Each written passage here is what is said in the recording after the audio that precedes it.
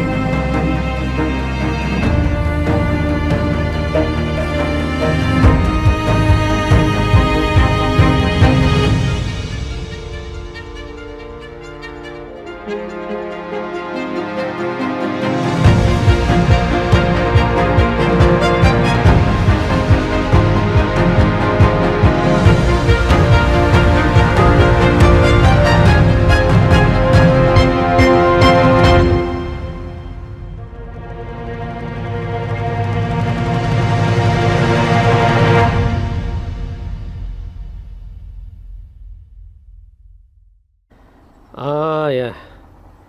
여기가 디딤이에요.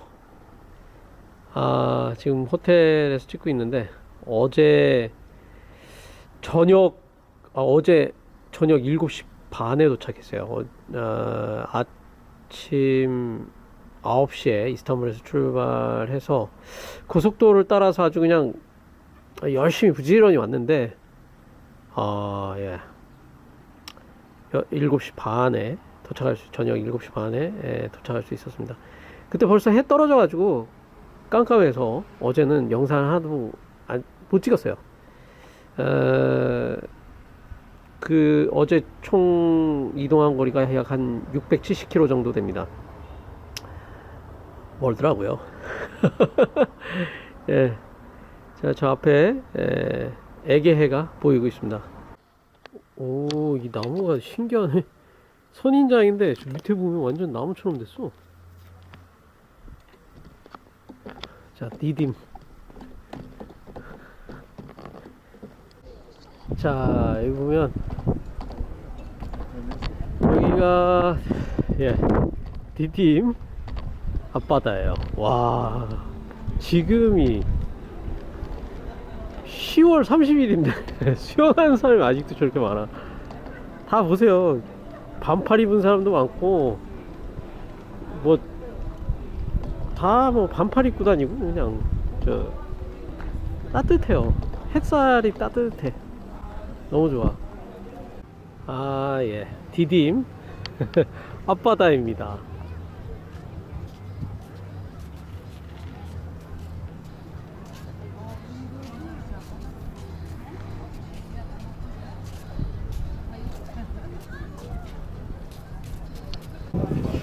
역시 터키는 동부하고 서부 쪽하고의 문화는 굉장히 많이 다른 것 같아요. 이쪽은 서부 쪽이라고 볼 수 있겠는데, 이런 펍들, 그냥 한국에서 노멀하게 보이는 그냥 맥주집? 그런 분위기가 그냥 녹아있어요. 그냥 뭐 사람들 옷 입는 거나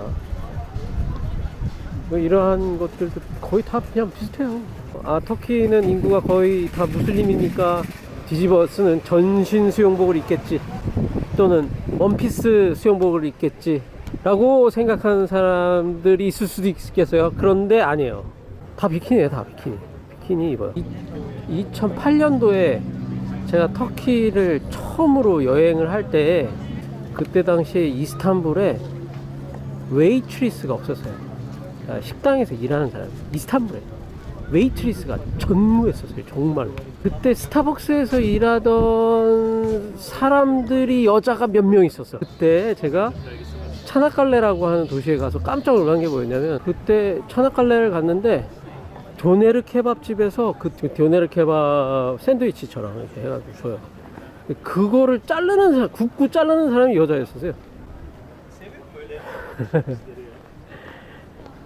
이스탄불에서 상상도 못할 일이었죠. 그러니까 서부 쪽하고 동부 쪽하고는 문화나 이런 게 굉장히 달라요. 디딤의 그 아폴로 신전, 그 유명한 아폴로 신전 와 있어요 지금. 들어가서 관람을 하겠습니다.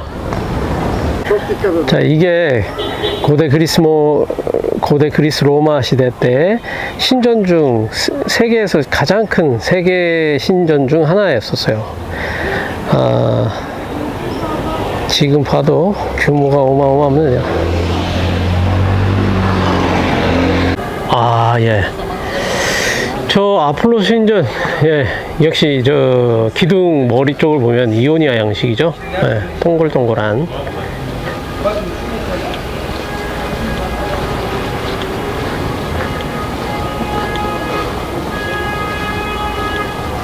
야, 이 돌을 그 연마하는 그 수준이 정말 대단합니다. 이거 보세요. 야, 비늘 모양을 이렇게 만들었어. 야, 이런 진짜 문양들은 대단해.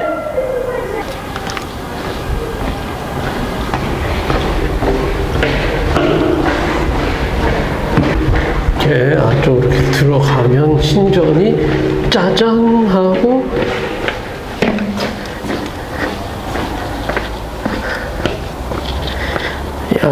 이렇게 나옵니다. 신전이.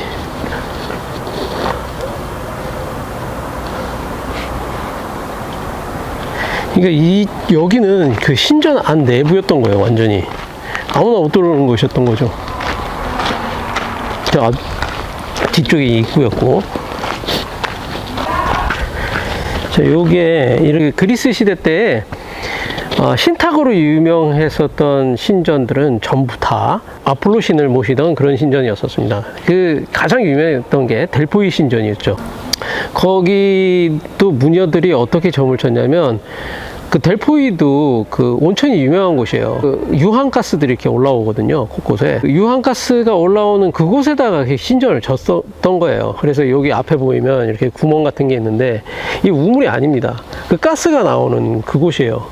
그럼 그 가스를 마시고 몽롱한 상태에서 막 이렇게 얘기를 하면, 그 주변에 이렇게 둘러싸고 있는 그 남자 신관들이 그 처녀 무녀가 막 중얼거리는 걸 받아 적어서 그거를 해석해서 이제 알려줬던 거예요. 그러니까는 완전히 가스에 취해갖고 흥얼흥얼 중얼거리는 거를 받아 적어서 이렇게 얘기했다고 합니다. 근데 그 델포이 신전하고 똑같이 했던 곳이 바로 여기 디딤이에요. 디딤에 있던 이 아폴로 신전이었었습니다. 여기도 신탁이 유명했었어요. 그리고 여기도 온천 지역입니다. 당연히 뭐 터키에 지진이 심한 지역이기도 하고 온천 지역이 많이 있는데, 디딤도 아주 유명한 온천 지역 중에 하나예요. 델포이 신탁도 마찬가지고 여기 신탁도 마찬가지고, 신탁 내용이 난해하기로 유명했습니다. 이런 조각들 보면은 참 대단합니다. 이게 기원전 400년경 그때쯤에 만들어진 거라고 보시면 됩니다. 이 디딤과 밀레투스가 리디아 왕국이 그 페르시아의 신탁을 잘못 해석해서, 그 델포이 신전으로부터 신탁을 받았는데 그걸 잘못 해석해서 그거를 믿고서 페르시아를 쳐들어가죠. 쳐들어갔다가 대판 깨져가지고 이 소아시아 일대가 페르시아인들의 수중에 들어가게 됩니다. 그러다가 쟤 못 이겨가지고 반란을 일으켜요. 이오니아 반란이라고 하는데, 지금의 터키 땅, 터키와 가까운 섬에 있었던 그런 도시국가들이 다 연합을 해가지고 페르시아에 대항을 하게 됩니다.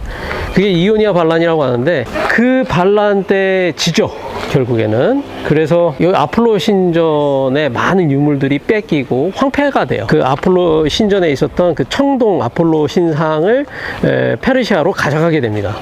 근데 나중에 이게 알렉산더 대왕이 여기를 다 수복을 해서 페르시아를 이제 멸망을 시키죠. 그때 요 아폴로 신전에 알렉산더 대왕이 왔었습니다. 와서 폐허가 된 이 모습을 보고 한탄을 하면서 헬레니즘 시대 때 알렉산더 대왕의 지원을 받아서 많이 복구가 되고, 이 모습이 전체적으로 자리를 잡게 됩니다. 이 디딤이라는 곳은 밀레투스 소속되어 있는 조그마한 신전 도시였던 거예요. 밀레투스에 가면은 큰 그 원형극장이 있고 그렇습니다. 왜냐하면 거기에 많은 사람들이 다 거기에 살았으니까 성지순례 하는 그 코스였었던 거예요. 그래서 약 한 20km 정도 되는 밀레투스와 여기 간에 그 도로가 있는데, 성지순례하는 그 도로입니다. 그 도로를 하디아누스 황제가 이쪽 소아시아 땅을 통치하기 위해서 왔을 때, 하드리아누스 황제가 그 길을 이렇게 정비를 했다라고 하는 기록이 나옵니다. 그래서 실질적으로 디딤이라고 하는 도시는 큰 도시가 아니었고, 종교적인 그런 도시라고 볼 수 있는 것이고, 실질적인 도시의 역할은 밀레투스가 했다라고 보는 게 맞습니다.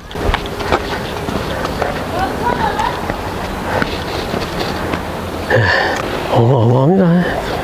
석재가 뭐,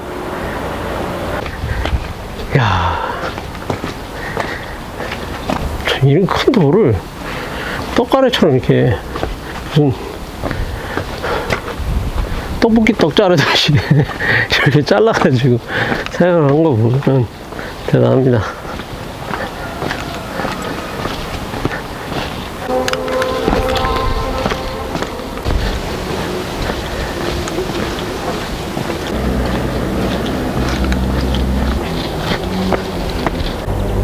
자, 여기 이렇게 보면은 두상이 있는데 두상의 머릿결을 잘 보면은 저기 사람 머릿결 같지가 않아요. 저게 메두사의 머리인데 저 머릿결이 저게 다 뱀 형상이에요. 저게 요게 이스탄불 가도 또 하나 있어요. 그게 그 예레바탄사레라고 해서 지하궁전이라는 데를 가면은 궁전 그 밑에 석가래 밑에 저 돌이 있는데 저걸 뒤집어 놨어요. 뒤집어서 기둥을 받치게끔 이렇게 해놨습니다. 그 돌의 재질이나 이런 거 봤을 때 디딤이 아폴로 신전에서 갖고 왔다라는 것을 알 수가 있어요. 이스탄불의 예전 이름이 콘스탄티노플이었었어요. 로마의 수도로 만든 장본인이 콘스탄티누스 대제였었습니다. 이 사람이 사두 정치를 끝내고 유일한 황제로 등극한 때가 324년이었어요. 그때 정식으로 로마의 수도를 로마에서 이스탄불로 옮기게 됩니다. 그러면서 이제 콘스탄티누스의 도시라고 하는 이름으로 콘스탄티노플이라고 하는 이름을 넣게 되는 거예요. 근데 이 사람이 또 기독교를 최초로 정식 종교로 인정한 사람입니다. 그래서 313년에 밀라노 칙령을 선포하면서 기독교를 공식 로마의 종교로 이제 인정을 하게 됩니다. 그러면서 기독교의 그 핍박이 없어지게 되죠. 그때만 해도 기독교가 단지 이제 신흥 종교였었지 로마 전 지역을 이렇게 아우르는 그런 종교는 아니었었던 거예요. 그리스 로마의 다신교죠. 그게 훨씬 더 세가 강력했죠. 기독교보다도, 신흥 종교보다도. 그런데 저 지하궁전 예레바탄 사라이가 만들어진 그 시기가 아야소피아가 만들어질 당시였었습니다. 아야소피아는 유스타니아누스 황제에 의해서 537년에 만들어지거든요. 그때는 기독교가 로마의 유일한 종교였었습니다. 그래서 기독교 외의 종교는 배척을 받는 그런 상황이었었어요. 게다가 유스타니아누스 황제는 굉장히 독실한 기독교였었고요. 그때 당시 민간 신앙으로 다신교 문화가 있었던 거예요. 그래서 유스타니아누스 황제가 이 지하궁전을 현재의 모습으로 이렇게 정비를 하고 만들면서 이교도인들, 당신들이 믿는 이 메두사의 머리, 이거를 이렇게 물속에다가 거꾸로 쳐박고 해도 이런 큰 건물이 아무 일이 없잖아. 이렇게 아폴로 신전에 있었던 그 메두사의 큰 머리돌을 가져다가 막 뒤로 돌리고 옆으로 돌리고 막 해서 기둥 밑에다가 물에 잠기게끔 이러한 것을 보여주면서 설치를 한 거였던 겁니다. 그러니까 미신의 타파 이런 의미가 그 안에 들어 있었던 거예요.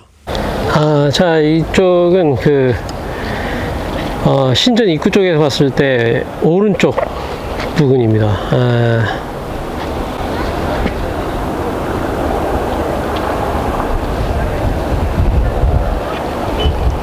역시 이 신전에 이런 돌들의 조각 같은 거를 뭐 그냥 아무렇게나 한 게 아니라 굉장히 심혈을 기울였다는 걸 느낄 수 있는 게 여기 밑에 석가래에 있는 부조들 있죠.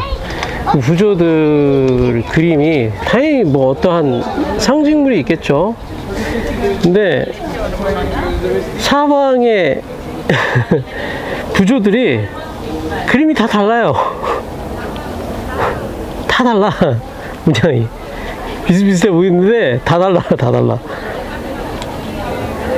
네, 다 달라요.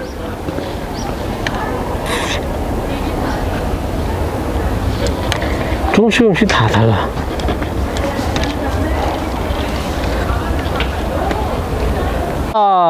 여러분들 드디어 밀레투스에 왔습니다. 도착했습니다.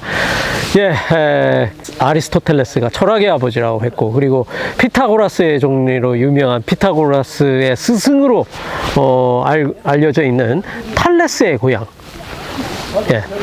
밀레투스에 도착했습니다. 그리고 1, 2, 3차 페르시아 전쟁을 발발시키게 된 계기가 되었었던 이오니아 반란의 주축 세력이었었던 밀레투스. 저 정면에 원형극장이 보이고 있습니다. 지금 소아시아땅 터키에서 가장 큰 원형극장으로 남아있는 게 에페스에 있는 원형극장인데 그 25,000명 수용하던 크기였었어요. 에페스에 있는 것보다는 훨씬 작아요. 약 15,000명 정도 수용할 수 있는 크기로 보입니다. 파무칼레에 있는 것보다 조금 더 커요. 그 원형극장의 크기를 보면 그 도시의 전체 인구를 가늠을 할 수가 있습니다.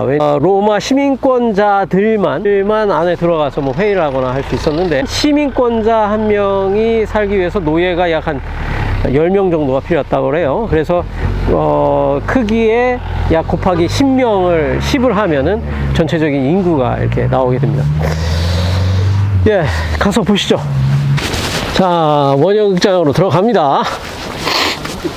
원형극장이 여기에 위치를 하고 있고, 원형극장 뒤쪽으로 해서 이제 마을이 위치를 하고 있는데, 자, 원형극장의 그 방향을 좀 잘 볼 필요가 있어요. 원형극장이 물론 회의를 하고, 연극을 하고, 엔터테인먼트 같은 기능도 수행을 했는데, 그 원형극장의 방향은 가장 적들이 많이 쳐들어올 것 같은 그쪽 방향을 항상 향하고 있습니다. 왜냐하면 막루 기능도 같이 겸하고 있었기 때문에 그래요. 그러니까 이 밀레투스도 바다를 접하고 있었고, 저 뒤쪽으로는 그 산지를 접하고 있었기 때문에, 그리고 이쪽 밀레투스 지역 자체가 좀 평지가 많아요. 제가 그랬죠? 부육 멘데레스 강이라고 하는 그 강이 계속 사고를 쌓아가지고 항구 기능을 이렇게 잃으면서 도시가 쇠퇴했다고 그랬는데,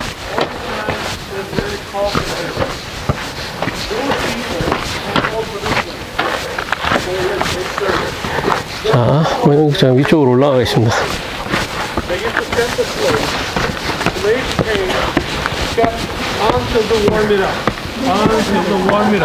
Just only for a couple of minutes. After the couple of minutes or 5 minutes, whatever, and owner of the servant, owner of the slave, paying. 자, 이게 보면 여기에 이렇게 처마 형태처럼 되어 있었는데, 물론 이제 여기 이렇게 앉았죠, 사람들이. 근데 이제 저쪽 밑에서 연극이나 뭐 이러한 것들을 할 때 물림이 좋아진다고 그래요.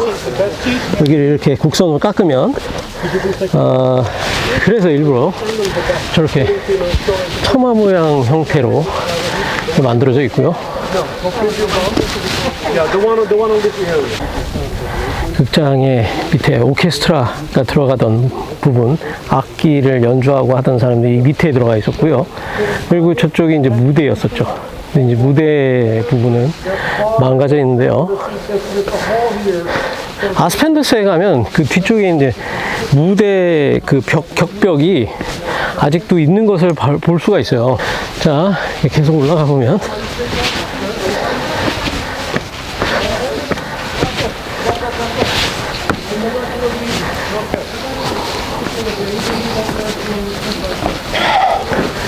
네, 여기는 그 중간 통로.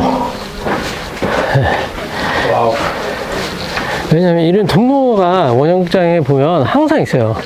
그러니까 원형극장 전체적인 길이에서 중간 정도의 이렇게 통로가 있는데, 왜냐면 여기 사람들이 다 앉아 있으니까 이쪽에 있는 사람이 저쪽으로 이렇게 움직이려면 이런 장치가 필요했었던 거예요. 왜냐면 여기에 다 사람들이 막 앉아 있고 막 북적북적 하니까 돌아다니는 그 통로가 필요했었던 겁니다. 그래서 이렇게 통로가 항상 있어요. 위쪽으로 한번 해서 올라가 볼게요. 자, 밀레투스 전체적인 전경을 바라보겠습니다. 밀레투스의 원형극장.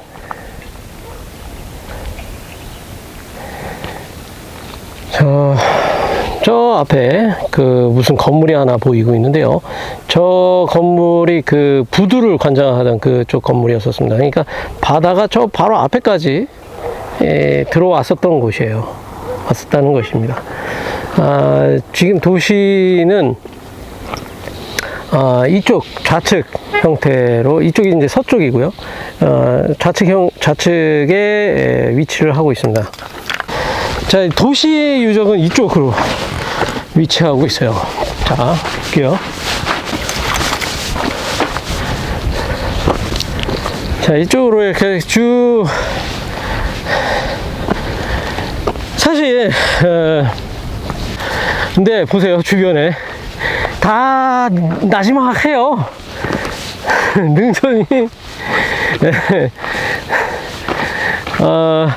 아크로폴리스라고 이렇게 딱 해서 할 만큼의 그런 좀 어느 정도 살짝 높이가 되는 그런 봉우리 이런 게 없어요. 그래서 신전을 만드는데 디딤이 필요했던 거예요. 델로스 섬, 그러니까 아폴로 신이 태어났었던 그 델로스 섬을 중심으로 정동쪽에 이 밀레토스가 위치를 하고 있어요. 태양이 동쪽에서 뜨죠.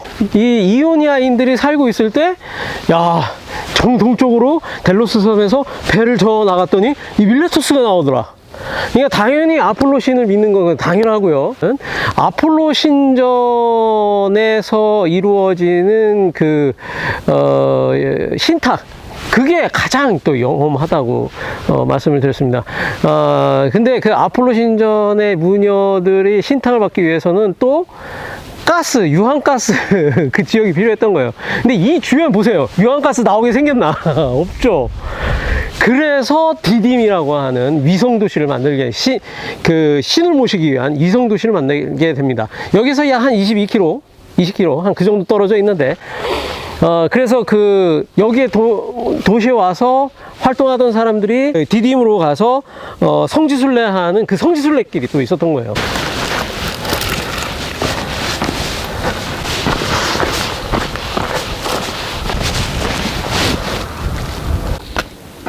네. 이 도시는 그 사람들이 사는 곳은 다 이쪽 왼쪽과 뒤쪽으로 이렇게 몰려 있습니다. 그 구조가 에페스 도시하고 너무 비슷해요. 그쪽을 제가 보여드리도록 하겠습니다.